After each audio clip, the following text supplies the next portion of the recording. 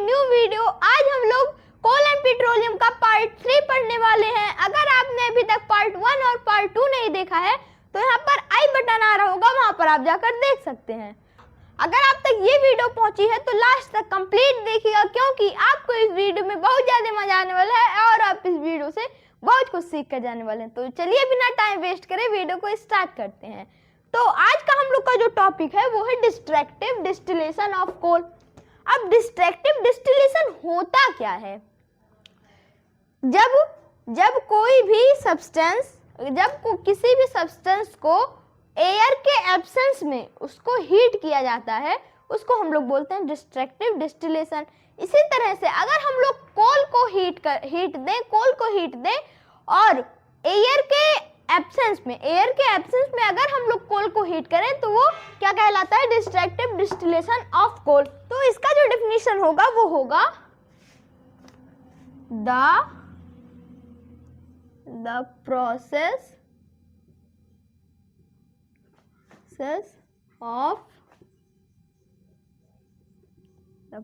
of heating coal in the absence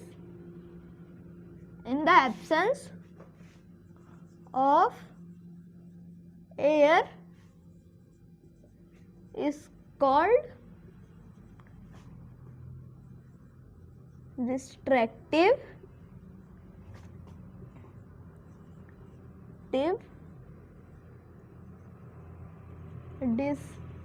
distillation.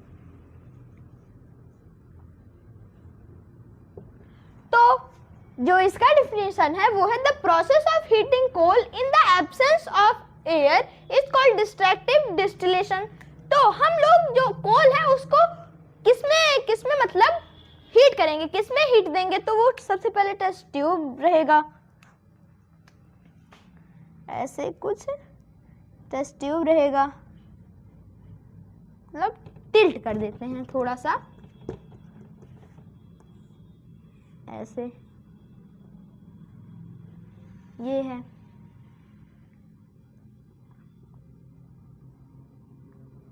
मैं तो artist हूँ नहीं, कुछ ऐसे बना दे रहा। अब यहाँ पर कैंडल रखेंगे जिससे हीट मिलेगा। ये क्या हो गया? एक कैंडल या कुछ भी मतलब हीट जिससे टेस्ट ट्यूब हीट हो जाए। यहाँ पर रहेगा कोल।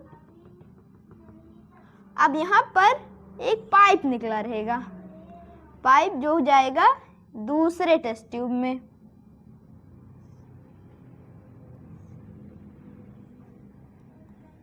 यहाँ पर रबर से एकदम अच्छे से पैक रहेगा, बस ये पाइप रहेगा। अब जब हम लोग इसको हीट देंगे, ये जो कोल है उसको हीट देंगे, पाउडर्ड जो कोल है उसको हीट देंगे एयर के एब्सेंस में, तो वो क्या करेगा? वो उसका जो गैस है, सबसे पहले जो गैस है वो आकर इस वाले टेस्ट ट्यूब में इकट्ठा हो जाएगा। जो होता है इसको हम लोग कहते हैं कोल तार। जो यहाँ पर आकर इकट्ठा हो गया, जम गया, उसे हम लोग बोलेंगे कोल तार। और एक और ऐसे पाइप लगा रहता है, स्ट्रॉ समझ लीजिए लगा है, जिसमें जो गैस है वो यहाँ से निकल जाएगा और ये जो गैस है उसको हम लोग बोलते हैं कोल गैस। और जो यहाँ पर बच जाता है इसको हम लोग बोलेंगे कोक। अब कोक, कोल तार और कोल गैस का यूज क्या होता है? तो सबसे पहले जानें कोक क्या होता है। कोक का यूज क्या है? कोक जो है वो 98% किसका रहता है? कार्बन का रहता है। इसको हम लोग प्योरेस्ट कोल भी बोलते हैं, कोक को। अब कोक का जो यूज होता है, कोक को हम लोग किस में यूज करते हैं? एक्सट्रैक्टिंग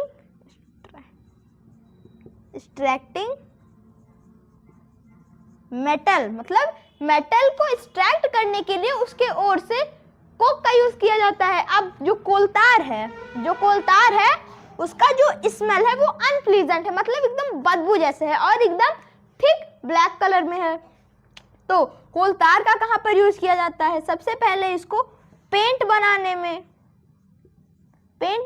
में किया जाता है और रोड बनाने में भी किया जाता है।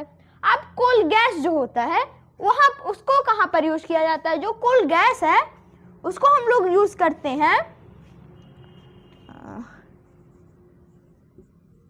स्ट्रीट लाइट में। और कहां पर हम लोग कोल गैस का यूज करते हैं? और हम लोग करते हैं थर्मल पावर में, और हम लोग इसको थर्मल पावर में भी यूज करते हैं। अब जो कोल गैस है उसमें मेनली H2 रहता है, हाइड्रोजन रहता है, कार्बन मोनोऑक्साइड रहता है, CO रहता है, और क्या रहता है? मीथेन।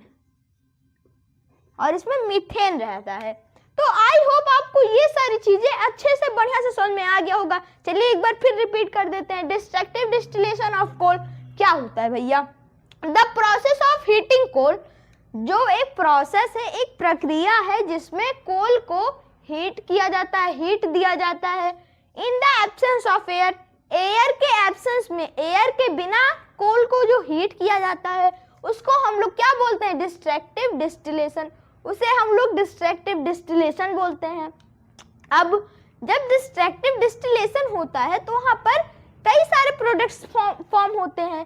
जैसे जब यहाँ पर हीट दिया गया एयर के एब्सेंस में तो सबसे पहले यहाँ पर कोक फॉर्म्ड हुआ, जो हम लोग यूज करते हैं एक्सट्रैक्टिंग ऑफ मेटल में, मेटल इंडस्ट्रीज में हम लोग यूज करते हैं।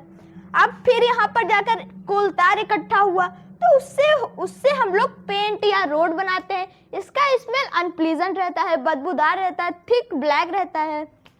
अब इसके बाद फिर कोल गैस होता है। जो कोल गैस होता है वो किससे बना होता है? हाइड्रोजन, कार्बन मोनोऑक्साइड और मीथेन से।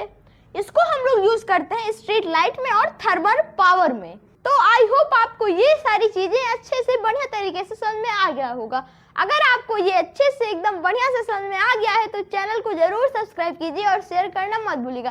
Thank you.